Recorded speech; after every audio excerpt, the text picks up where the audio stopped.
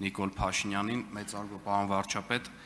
օրերս հրապարակվեց Հայաստանի արտաքին հետախուզության ծառայության 2026 թվականի զեկույցը, որտեղ բավականին հետաքրքիր եւ ուշագրավ մանրամասներ կային, հատկապես այնտեղ ուսումնասիրություններ արվել, որ օգոստոսի 8-ից որոշակի ժամանակահատված առաջ եւ դրանից հետո համեմատություններ արվել Արևմտյան Ադրբեջան խոսույթով վերնագրերով նյութերի տարածման վերաբերյալ, որտեղ նշված էր, որ դրան հաջորդող ժամանակահատվածում 36%-ով աճել էին նման խոսույթով նյութ, նաև պետական դրամաշնորհերի տրամադրումը 2026-ին ավելացվել էր այդ ուղղությամբ եւ նաև կար վերլուծություն, որտեղ ռազմական ծախսերի աճն էր համեմատվել այլ ոլորտային ուղղությունների ծախսերի աճի հետ եւ ըստ էության մյուս ոլորտներում եթե բյուջետավորման ավելացում չէր եղել, ռազմական ուղղությամբ բավականին զգալի ծախսերի աճ էր եղել եւ այստեղ հատկանշականը այն է, որ հատկապես օգոստոսի 8-ի մեր ձեռքբերված նախաստորագրված համաձայնագրից հետո է նմանատիպ ակտիվություն սկսվել եւ ծառայությունը դա գնահատել էր ապագայում հնարավոր ռիսկեր, խնդրեի նաև ձեր մեկնաբանությունը այս մասով, շնորհակալ եմ։ Հարցին կպատասխանի Հայաստանի Հանրապետության վարչապետը, համեցեք պարոն վարչապետ։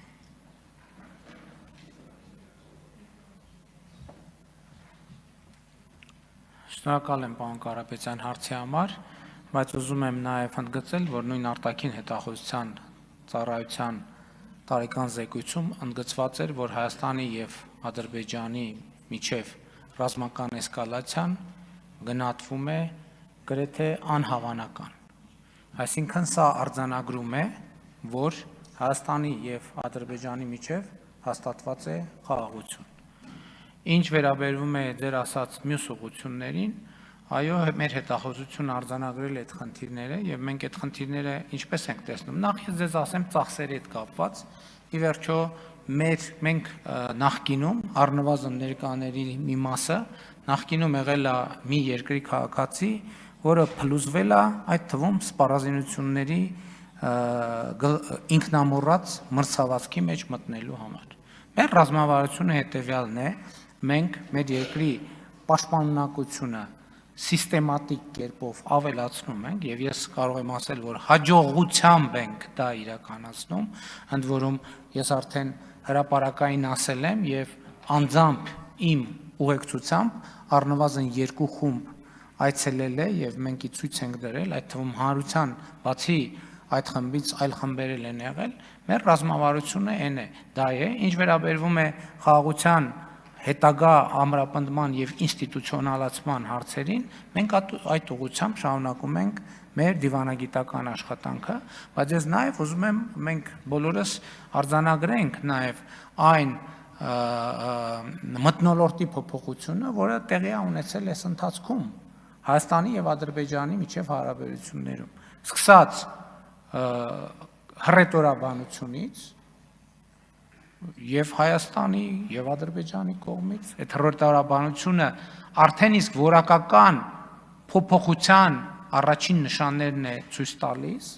եւ ես ուզում եմ դա ողջունել։ Երկրորդը ուզում եմ այսօր ես իմացա, որ Հայաստանի վառելիքի շուկայում օրինակ դիզվառելիքի գնի մոտ 20%-ի նվազում ա եղել, դա ուզում եմ մենք գնահատենք այդ թվում Հայաստանում սպասվող գյուղատնտեսական աշխատանքների եւ այլնի ֆոնին, իսկ այն խնդիրները, որը արձանագրել է արտաքին հետախուզության ծառայությունը, այդ խնդիրների շուրջ մենք աշխատանքը շարունակում ենք, բայց այդ աշխատանքը ուղղված է լինելու խաղաղության ամրապնդմանը եւ այն դրական բովանդակությունը, որ այս ընթացքում ձևավորվել է, այդ դրական բովանդակությունը ընդգծելուն, շեշտելուն, այդ դրական բովանդակության վրա հենվելուն։ Ինչ վերաբերվում է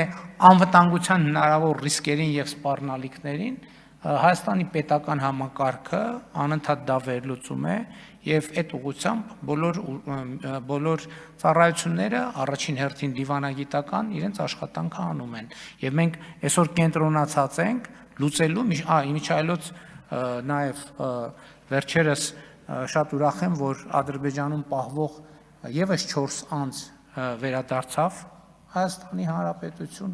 այսինքն ես կարծում եմ, որ բայց մյուս կողմից էլ իներցիոն process-ներ կան, մենք այդ իներցիոն process-ների հետ պետք է հանգիստ, հանդարտ, խաղաղության վրա կենտրոնացած, խաղաղության նկատմամբ հաստատված խաղաղության նկատմամբ խնամքի ցուցաբերմամբ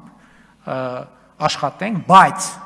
Հայաստանի Հանրապետությունը երբեք եւ ոչ մի րոպե, ոչ մի վայրկյան իր զգոնությունը չի կորցրել եւ չի կորցնելու, բայց դա էլ եմ ձեզ ուզում ասել, որ այսօր 2026 թվականի այսօր հունվարի 21-ի դրությամբ Հայաստան-Ադրբեջան սահմանի երկայնքով կատարյալ խաղաղություն է, կատարյալ խաղաղություն։